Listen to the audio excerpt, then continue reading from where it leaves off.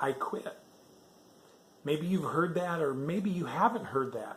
But either way, I wanted to take a minute and make a video for you, my friends and family, to explain what's going on in my life that would cause me to resign from my church.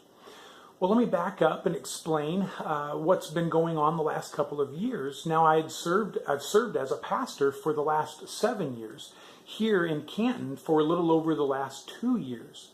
Now, I love pastoring the local church. I love preaching each week and teaching Bible studies and sharing with people all the good news of Jesus. I love doing all those things.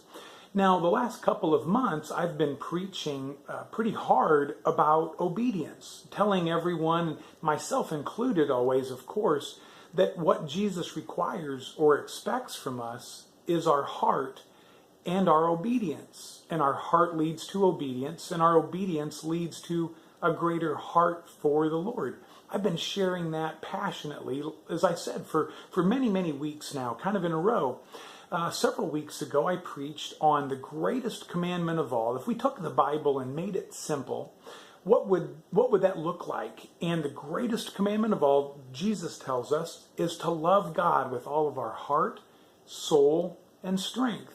And then the second greatest commandment is like it, and that's to love our neighbor as ourselves. So I preached that one week and really broke down what that looks like in our lives. Then the next week I preached a message on the Great Commission, when Jesus tells us, his followers, his disciples, that we're to go out now, that he's going back to the Father from which he came, that we're to go out and make disciples of all the nations and baptize them and teach them to obey him also, and that he'll be with us always, no matter what we do. Well, that's kind of a background of what I've been preaching the last couple of months. Now, we started a Bible study coming from the movie, The Insanity of God, the documentary on the life of international missionaries, Nick and Ruth Ripken. We started the follow-up Bible study to that called The Insanity of Obedience. Now, 2 Sundays ago, this doesn't mean anything to you, but 2 Sundays ago, Teresa, my wife, and I, we sat down together and did our homework for the Bible study, The Insanity of Obedience. It was the first week, and the first week was on missions, and the title of it was called Go. Now, during the Bible study, as we sat together, the first story that we went through, the first account, was from the Old Testament, and it was the account of Abram when God told Abram to go, to pack up his family and leave. And Abram did it. Even though he didn't know what it looked like or where he was going or what was going to happen in the future, he trusted God.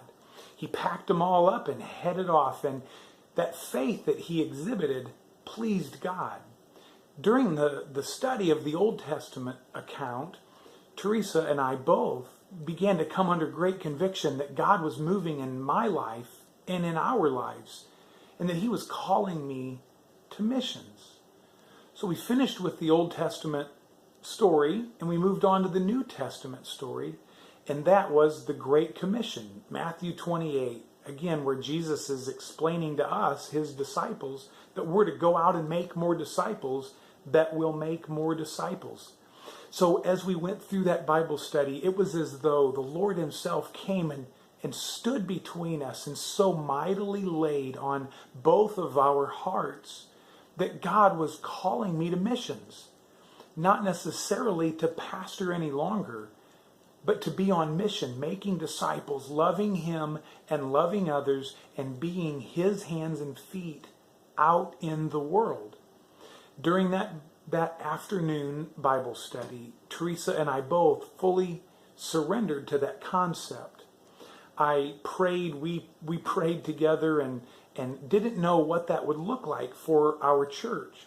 So I met with my leadership, and we talked, we prayed, we shared together. And it was interesting, as I shared with the guys what was going on in my life, the first response was from one of my deacons. He said, "I've felt for months that you and your wife were called to missions, And the other one said, you need to be speaking the truth, preaching the way you do to others, more lost people out there. Anyway, that was just their responses. But as I explained to them, as we prayed together about this whole idea, I felt very strongly that the biggest desire I had was to keep unity in the church. I did not want to put the church in a position of voting whether I could go on this mission trip or not, or whether I could come back from this mission trip or not. Because this trip that I'm being called to is a 6-month trip. It's going to be meaning being gone for 6 months. And so I didn't want to put the church in a position of not knowing what to do. My deacons and I, we felt the same way. We were unified in this, and so we felt like the simplest and the cleanest thing to do was to resign. For me to step down as pastor of my church and move on, that the church could also then move on. So there is the quick version of a very long and really neat and detailed story about how God has called me and my family to missions. Thank you very much for watching. I'm excited that I have this opportunity to share with you. Please like the videos and subscribe to my channel. The next video that I do, I'm going to explain what mission trip I'm called to, what I'm going to be doing for the next 6 months. So I'm super excited about that, and I can't wait to see what God is going to do in my life and in some other people's lives too. Thank you very much for watching.